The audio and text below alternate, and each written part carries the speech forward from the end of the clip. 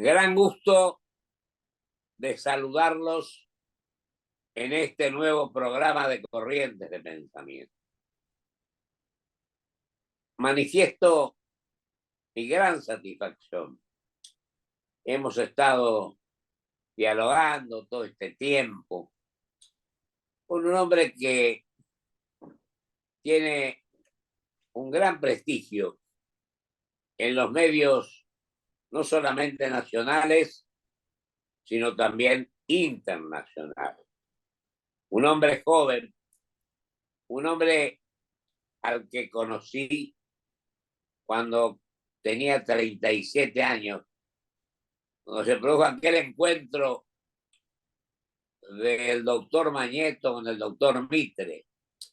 Me acuerdo que mi amigo Claudio Escribano me dijo que no faltara aquella reunión donde presidía entonces ADEPA el doctor Daniel Desain, director y además maneja la parte escrita, la parte digital de su diario, el diario La Gaceta de Tucumán, que es el de mayor tiraje en el interior del país. Pero además, mi querido amigo Daniel, un hombre estudioso, generoso, que se prepara permanentemente, es el representante de la Sociedad Interamericana de Prensa en esta zona del mundo. Es el argentino que integra el grupo de 80 y tantos millones, de miles, perdón, 24 creo, medios del mundo en representación de Argentina. Además de eso, es presidente de la Comisión de Libertad de Prensa de ADEPA en este momento, esta institución que se iniciara allá hace más de 50 años, que comenzó un poco en el Mercurio de Chile, creo. Digo porque don Gabriel Félix, que era el director del Litoral, fundado por mi padre, estuvo presente en aquella reunión. Después, los del Interior, ADEPA y las varias, por ejemplo, DIN, la agencia de noticias, que también fue presidente, mi amigo Daniel, y de Noticias Argentinas, que fue la primera que instalaron los diarios del país. Se defendió la libertad de prensa, se defendió objetivamente una serie de cuestiones. Y digo yo, cuando tuve el honor de presidir la Comisión de Libertad de Expresión del Senado, con nombre de la envergadura Conrado Estorani, Lozada, Escano Vítel, etc., con la secretaría de un gran correntino que es el doctor Moratorio, se lograron incorporar a la Carta Constitucional aprobada en el 94 dos cuestiones fundamentales: que el periodismo no tuviera la obligación de dar a conocer la fuente de información y también la eliminación del desacato amerita del Código Penal. Se trató a todos por igual, y eso lo sabe bien Daniel, que tiene una magnífica carrera, una magnífica trayectoria, y que no afloja porque sigue y sigue.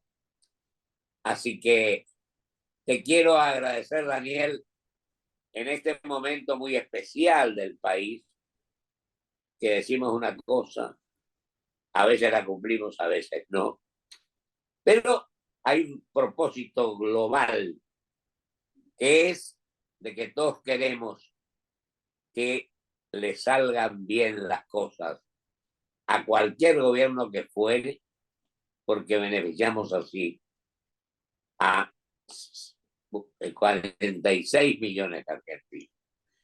Pero además de todo eso, yo creo que es importante lo que dice en un informe la Unión Europea, donde se opone, por ejemplo, a la eliminación de algunos organismos, como el de TENAM o algo similar, para que hubiera la oportunidad de poder informar de mejor manera, incluso que hubiera discrepancia y no unanimidad en los criterios y en la comunicación. Daniel, querido, ya no sigo porque te toca a vos, si no, me voy a llevar todo el programa hablando yo. Así que te agradezco mucho tu presencia y creo que es un momento sumamente propicio para que vos expreses tu pensamiento y tu postura ante lo que está ocurriendo en este momento. ¿Cómo andás, Pocho? Muchas gracias por la presentación y la invitación. Vos sabés que estuve hace unas pocas semanas en Dinamarca, en el congreso anual que hace la Asociación Mundial de Editores que vos mencionabas, que es la entidad más representativa de la prensa en el mundo. Se congregaron ahí más de 1000 directivos de 76 países, los grandes medios del mundo y de muy diversas características. Y entonces es una buena oportunidad para comparar cómo estamos, ¿no? Cómo está la Argentina en relación a la región, cómo está la región en relación al mundo, en qué se parecen nuestros problemas a los problemas globales. Y los dos grandes temas de este congreso fueron la inteligencia artificial, que está generando una disrupción en todos los órdenes de nuestras vidas y en todos los planos, y la polarización política, ¿no? Justo estábamos días antes de la elección para el Parlamento Europeo, donde los nuevos movimientos de la nueva derecha o de la antipolítica han crecido mucho. Hay muchas sorpresas, como el caso de Francia, ¿no? Con un Macron muy debilitado y un crecimiento de Le Pen por derecha, pero también de Mélenchon por izquierda, ¿no? Entonces, las puntas se fortalecen y eso presenta un enorme desafío para el periodismo. Justo tuve oportunidad ahí de tomarme un café con Marty Baron, que es este célebre ex editor del Washington Post, que llegó allí en el 2012, pocos meses antes de que lo comprara Jeff Bezos, y tuvo un papel preponderante en lo que fue la primera presidencia de Trump.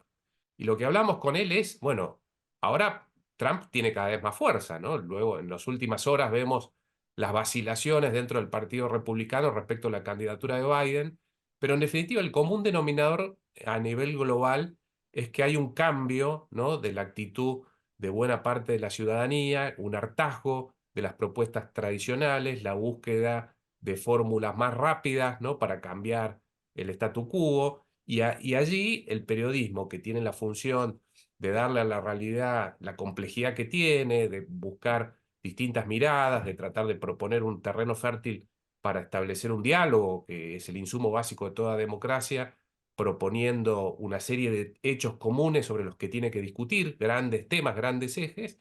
Bueno, tiene un desafío, ¿no? Porque también el periodismo sufre una desconexión de buena parte de la ciudadanía, sobre todo los jóvenes, ¿no? Sobre todo aquellos ciudadanos que están más vinculados con las posiciones más extremas, desconectados de los ejercicios de tolerancia que propone el periodismo. Bueno, allí los periodistas, los medios, el centro de la política, en definitiva, ese espacio donde normalmente se movió la democracia, tiene un enorme reto, ¿no? Muy difícil de abordar. Un dato que me daba Marty Baron: el 35%, un tercio de los norteamericanos cree en algún tipo de teoría conspirativa, ¿no? Entonces, ese segmento de la población, muy inclinado a tomar propuestas extremas o simplistas o demagógicas, es muy difícil de captar tanto para el periodismo como para las propuestas más moderadas de la política. Bueno, en fin, este es un panorama general, me parece, de un desafío que atraviesa al mundo y del cual la Argentina no es ajena. Argentina no, No, qué mal alumno que soy, Daniel. Hace unos días que estuvimos hablando, estuvimos charlando, cambiando ideas, y omití esto de Dinamarca, que realmente es un hecho tremendamente importante por la envergadura que tuvo, por lo que vos me comentabas. Sí. Así que menos mal que vos tenés bueno, además participaste, no te podés olvidar. Y la verdad es que tendríamos, ¿cómo crees que tenemos que seguir? Te digo, en lugar de decir teníamos, que tenemos que seguir transitando esta etapa. Está bien que este gobierno, como decíamos con vos el otro día, van 6 meses. Sí. Hay que esperar un poco más, hay que ver qué pasa. Bueno, y todos, independientemente de que discrepemos o no, lo importante es que le vaya bien. Todos deseamos, como argentinos, que las cosas cambien. Adelante, Sí. Daniel. Mira, estamos en medio de un experimento, ¿no? Un gobierno como ningún otro que tuvo la Argentina, que es un poco hijo de esta época que describíamos, de enorme aceleración histórica, de enormes cambios, de grandes rupturas, ¿no? Entonces, este presidente que llega sin un partido estructurado detrás, con muy poca historia política, nada más que 2 años de actuación en el Congreso y por lo tanto desprovisto de los volúmenes políticos necesarios para implementar leyes, o sea, minorías históricas, ¿no? 10% del Senado, 15% de la Cámara de Diputados, ningún gobernador, prácticamente ningún intendente. Es decir, todos elementos sin los cuales en la teoría política uno consideraba que era imposible acceder al poder o mantenerse allí. Entonces, lo primero que rompe son esos presupuestos. Llega además con una campaña muy poco usual, ¿no es cierto?, a través de las redes sociales, los nuevos medios de comunicación, con un lenguaje distinto, pero que evidentemente sintonizó con las necesidades de la época y de un segmento del electorado, particularmente los jóvenes, donde tiene un porcentaje de adhesión muy grande, y 6 meses después de llevar adelante un ajuste extraordinario, prácticamente inédito para tiempos de relativa normalidad, la tolerancia que muestra la ciudadanía frente a las privaciones económicas que está sufriendo también es extraordinaria, lo que nos brinda una oportunidad, muestra una suerte de madurez ciudadana respecto de problemas elementales que este gobierno está enfrentando, como son el déficit crónico, ¿no? El mal funcionamiento del aparato estatal, la necesidad de ajustar las cuentas, bueno, todas cosas básicas que siempre eran dejadas de lado porque tienen costos muy rápidos en cuanto a cualquier tipo de ajuste que se intente llevar a cabo. También mucho ruido con el periodismo, ¿no? Muestras de intolerancia también del presidente que son graves, que hay que señalar, con el periodismo, con la política tradicional. Hay un discurso hostil allí, que no es acompañado, curiosamente, por la mayoría de sus ministros, de sus funcionarios, de los principales referentes públicos, ¿no?, de su partido. Es algo que está muy ligado a la actitud del presidente, donde muchos de sus seguidores dicen, bueno, él es así, así fue votado, sigue teniendo una adhesión pública muy grande, ¿por qué habría de cambiar? Pero hay cuestiones que tienen que ver con la institucionalidad, ¿no?, con el respeto del diálogo democrático, con la preservación de ciertos pilares constitucionales en los que hay que ser muy cuidadoso, y esa es una advertencia hacia adelante del presidente, de un presidente que necesita además de ese diálogo y de ese clima armónico para poder construir su propia sustentabilidad. La sustentabilidad es un programa económico que se apoya en la sustentabilidad de un programa político que implica acuerdos, que implica consensos, ¿no es cierto?, que implica votaciones de leyes como la que acaba de sacar, pero después de largos 6 meses, donde probablemente con otro tipo de estrategia discursiva podría haberlo obtenido más rápido, con mayor facilidad y con mayor sustento. Buena parte del nerviosismo que hoy muestra el mercado, ¿no?, de la desconfianza de buena parte de los inversores o de organismos internacionales, está ligada a esa incertidumbre que genera un gobierno que a partir de esa ausencia de una vocación decidida para el diálogo y la construcción política, genera muchísimas dudas, ¿no?, respecto de, bueno, cómo sigue esto después de algunas de algunos logros iniciales, como ha sido desde ya bajar la inflación y estabilizar las cuentas, pero la economía sigue teniendo enormes problemas para rebotar, ¿no? Y el plano político está lleno todavía de incógnitas, ¿no? Fíjate, Dani, querido, yo digo que quizá haya un poco de exceso en algunas manifestaciones muy duras con respecto a otros políticos. Yo creo que tendríamos que ser, no digo formales, más respetuosos, aún en la discrepancia de otra gente. Siendo algunas personas que vos podés coincidir o no, siendo que han fracasado. Y lo otro que me parece un poco excesivo, o bastante, es que después de 100 años, recién vamos a encontrar el camino que le conviene a la Argentina para convertirla en el primer país del mundo. Es un poco excesivo. Yo creo que la humildad, la coherencia, el tener principios sin duda alguna respetuosos hacia los demás. Vos hablabas de lo que pasa en Estados Unidos con Trump y con el candidato que es probable que se va.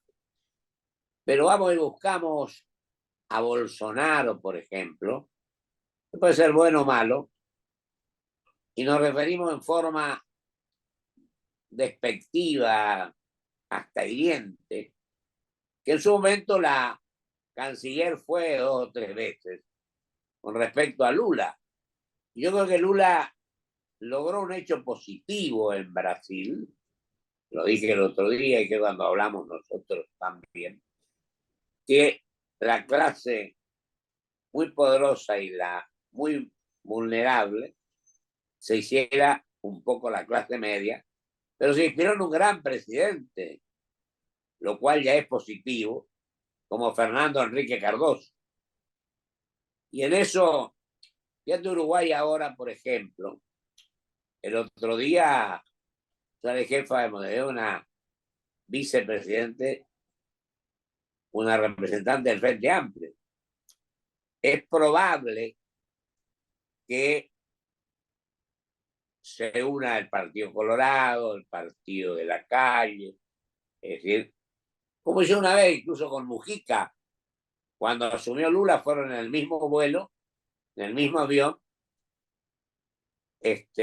educadamente a participar en el acto.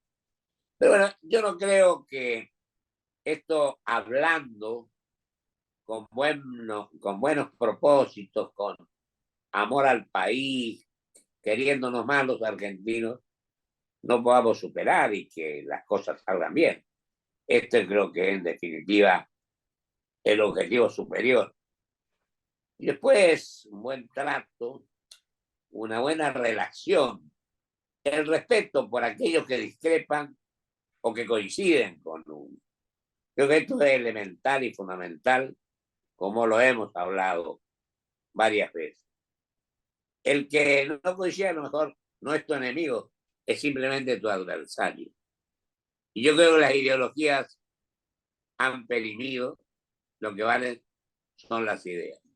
3 minutos más para vos, querido Daniel, y no te interrumpo ni te molesto.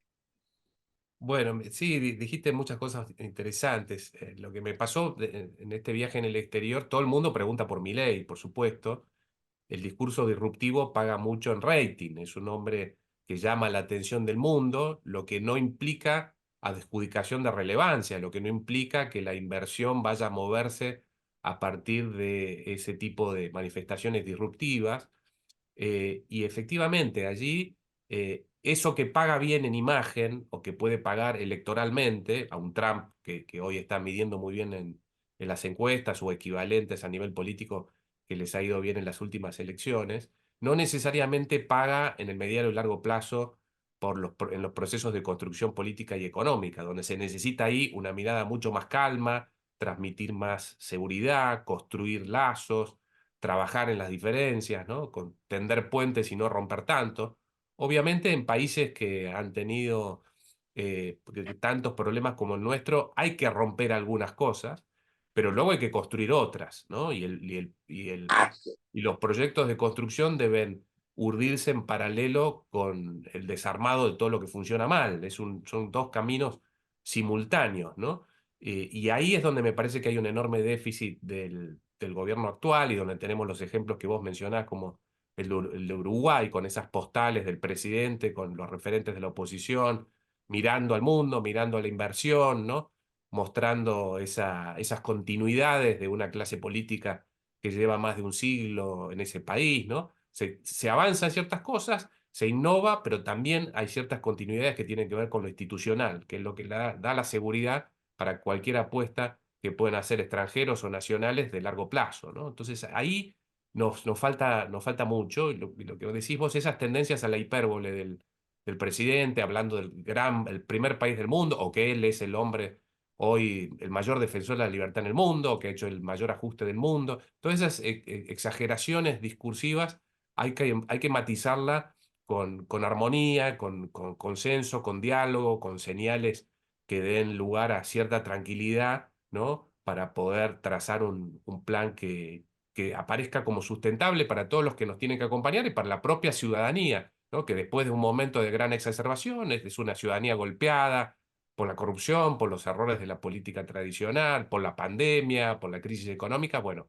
ahora es el momento de aplacar un poco esos ánimos y mostrar señales, ¿no? Que convoquen a todos los argentinos y no a facciones, desterrar un poco las descalificaciones, las estigmatizaciones, ¿no? Los motes que se pegan sobre todo a aquel que disiente, porque también el presidente a todo aquel que se acerca lo dispensa, ¿no? De eventuales diferencias que puede haber tenido, y muchos de los que tuvieron muy cerca, economistas que lo han acompañado durante mucho tiempo, partidarios, ¿no? Funcionarios, se embiste contra ellos con una ira que es una muy mala señal para la máxima autoridad de un país. Me parece que requiere más moderación, y que hay todavía una enorme oportunidad de un país, de una ciudadanía que ha demostrado mucha más madurez de la que podíamos imaginar algunos meses atrás.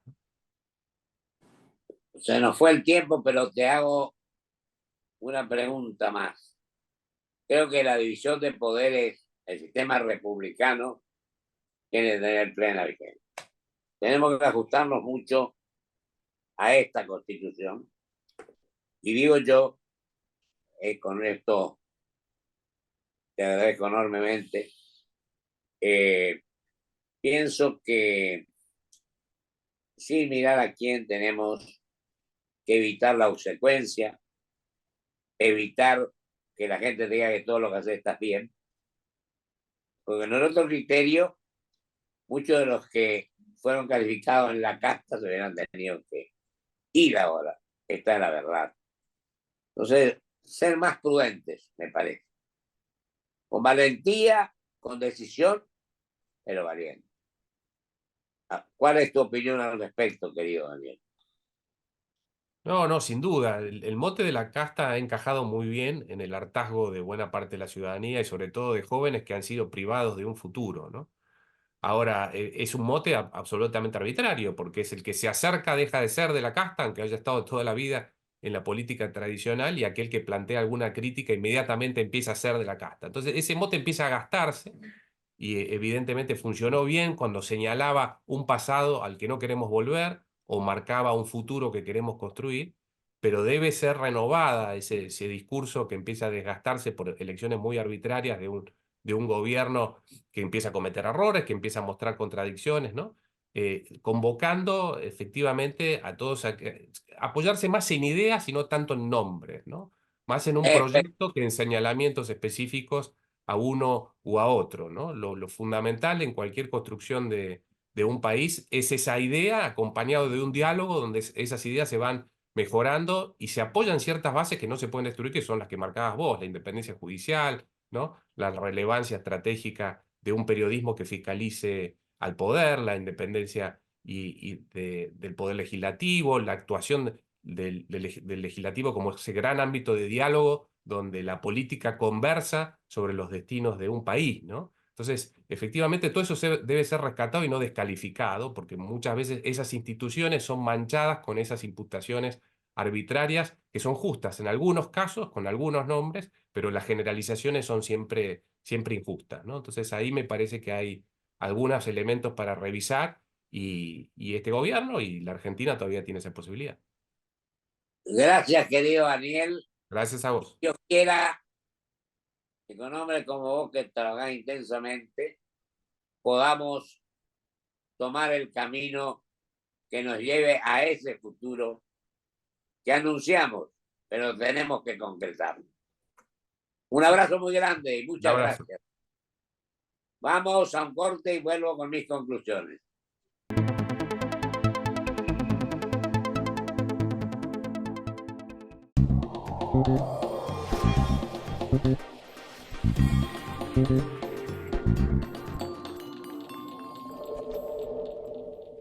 Grupo Petersen, desde 1920, construyendo el país.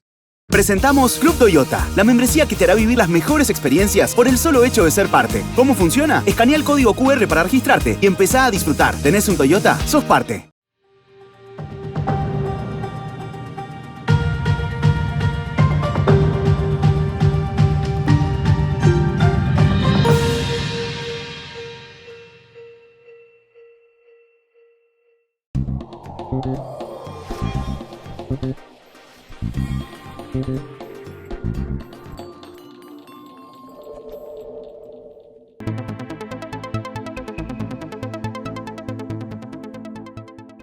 No me quedan tiempo para las conclusiones, pero quiero agradecer profundamente a mi querido amigo Daniel Dessay su participación, su trabajo y su tremendo afán por seguir adelante en la libertad de prensa y en la libertad de opinión. Muchísimas gracias. Hasta el próximo programa con el amigo doctor Malamud.